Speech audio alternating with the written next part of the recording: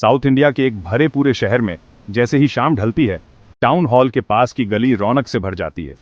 ठेले वालों का शोर, पैसों की खनक, भुने हुए मूंगफली की खुशबू, गैस लैंप की टिमटिमाती रोशनी और कभी-कभी दुकानदारों की आवाजें मिलकर एक अलग ही माहौल बनाती है। इसी भीड़ भाड़ में एक इमली के पेड़ के नीचे पालथी मारे एक ज्योतिषी बैठा है। वो ऐसा लगता है जैसे तारों और उनके राजों को जानता हो। उसका पहनावा भी कमाल का है। केसरी पगड़ी, लंबी दाढ़ी, माथे पर विभूति और सिंदूर, और आंखें जो ज्ञान से भरी हुई लगती हैं। उसके काम के सामान भी साधारण हैं, कौड़ियां, कुछ चाट और पास में एक पिंजरे में एक अजीब सा तोता। उसकी ये रहस्यमयी छवि सिर्फ उसके पहनावे से नहीं बल्कि उसके व्यवहार से भी बनती है। कम बोलना, ज्यादा देखना। लेकिन यहाँ एक ट्विस्ट है, वो असली ज्योतिषी नहीं है। उसे ग्रहों या नक्षत्रों के बारे में कुछ नहीं पता। सच तो ये है कि उसने कभी ज्योतिष विद्या पढ़ी ही नहीं। वो एक दूर गांव का किसान था। अपने अंधेरे भूतकाल को मिटाने के लिए वो डर के मारे घर से भाग आया था। हर शाम वो उसी जगह पर आता है, फूल बेचने वालों और ठेले वालों के बीच अपनी छोटी सी जगह बना लेता है।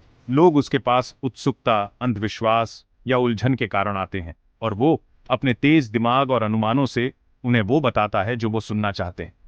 उनके कपड़ों पर एक नज़र, उनके चेहरों पर, उनकी आंखों के गम पर वो सबूत इकट्ठा करता है और कहानियां गढ़ता है, बस थोड़ी सी अस्पष्टता के साथ, ताकि वे जादुई लगे।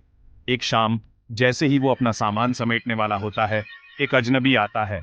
वो रहस्यमयी है, कोट और पगड़ी पहने, हाथ में सिगरेट लिए। अजनबी बैठ जाता है और ज्योतिषी को अपनी काबिलियत साबित करने की चुनौती देता है। वो कहता है, मुझे कुछ सच बताओ, अगर तुम बता सकते हो। ज्योतिषी हिचकिचाता है। इस आदमी में कुछ अजीब है। अजनबी एक शर्त रखता है, सही जवाब दो तो वो उसे अच्छे पैसे देगा, लेकिन अगर नहीं तो वो चला जाएगा। ज्योतिषी टिमटिमाती रोशनी में उसके चेहरे को देखता है, और अचानक उसके दिमाग में कुछ कौंधता है। वो इस आदमी को जानता है, या कम से कम उसे ऐसा लगता है। वो अजनबी को चीजें बताना शुरू करता है, खतरे से भरे अतीत के बारे में, एक चाकू के बारे में, मौत के करीब पहुंचने के अनुभव के बारे में। वो कहता है कि आदमी को मरा हुआ छोड़ दिया गया था, लेकिन संयोग से बच गया। अजनबी हैरान है, हर शब्द सच लग रहा है। ज्योतिषी को यह कैसे पता? फिर आता है आखिरी बार। ज्योतिषी उसे बताता है, जिस आदमी ने तुम्हें मारने की कोशिश की थी वो मर चुका है। अजनबी कांप जाता है। तो मैं अब चैन से सो सकता हूं, वो कहता है, पैसे देकर चला जाता है। जैसे ही ज्योतिषी थका हुआ और राहत महसूस करते हुए घर वापस जाता है, वो सालों से कहीं ज्यादा हल्का महसूस करता है। वो अपनी पत्नी के पास जाता है और उसे पैसे देता है।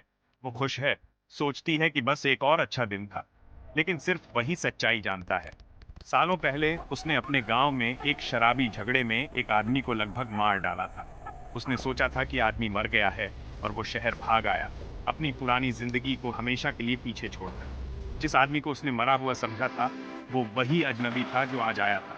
और अब वो जानता है कि वो आदमी जिंदा है, और मानता है कि उस पर हमला करने वाला मर चुका है। ज्योतिषी एक अजीब सी मुस्कान के साथ पीछे झुक जाता है। पहली बार वो सुरक्षित महसूस करता है। अतीत अब उसका पीछा नहीं करेगा।